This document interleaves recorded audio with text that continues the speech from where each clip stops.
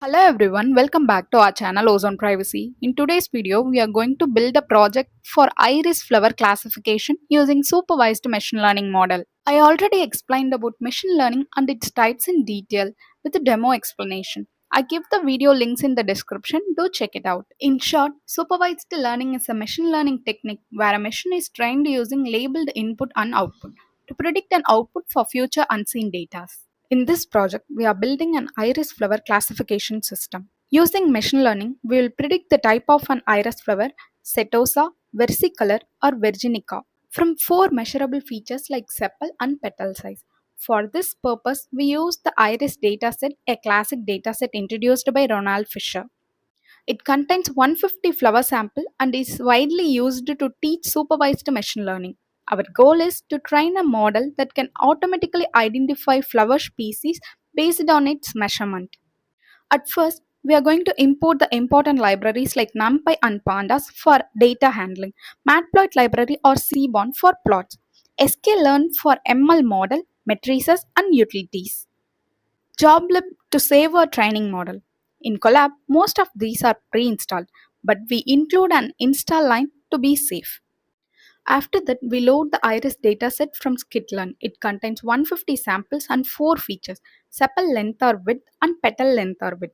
We convert it into Pandas data frame for easy suspension and label the species.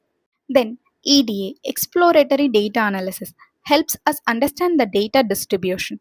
We print summary statistics, check class count, and create pair plots to visualize relationship between features and how separable these classes are. After that, we are going to pre-process the data. We split the data into training and test sets, 80% for training and 20% for testing. We use stratified splitting, so each class helps the same proportion. Then we scale features using standard scaler because many models perform better with standardized data. Then we are going to use linear regression. Is used to predict a numerical value based on the relationship between the input features and output. It is a simple linear classifier and makes a good baseline. We fit the model on scaled training data and evaluate on the test set using accuracy and classification report. We also plot a confession matrix to see where the model makes mistake. Then we use randomforest. It is the most powerful supervised machine learning algorithm that uses collection of multiple decision tree to make prediction. Instead of relying on a single tree, it makes prediction by combining the output of many trees, which makes it more accurate and stable. Random forest is an ensemble of decision tree and usually perform well out of the box. We train it and compare accuracy with logistic regression. We also plot its confession matrix. In many small dataset, ensemble method boosts performance. Hyperparameter tuning is the process of finding the best set of hyperparameter for machine learning model to make it perform as accurately as possible.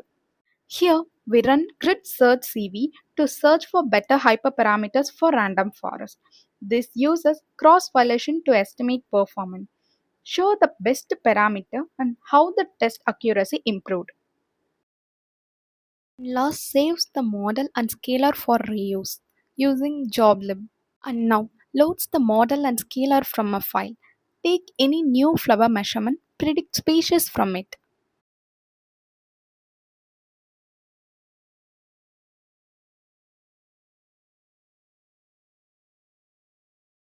As a result, our sample features predicted the class index as 0, which means Setosa. Your model is now ready for real-world deployment. I hope this video is useful for you. If you found this video helpful, like this video and subscribe to our channel. Share this with your friends. If you have any queries, comment below. Thank you.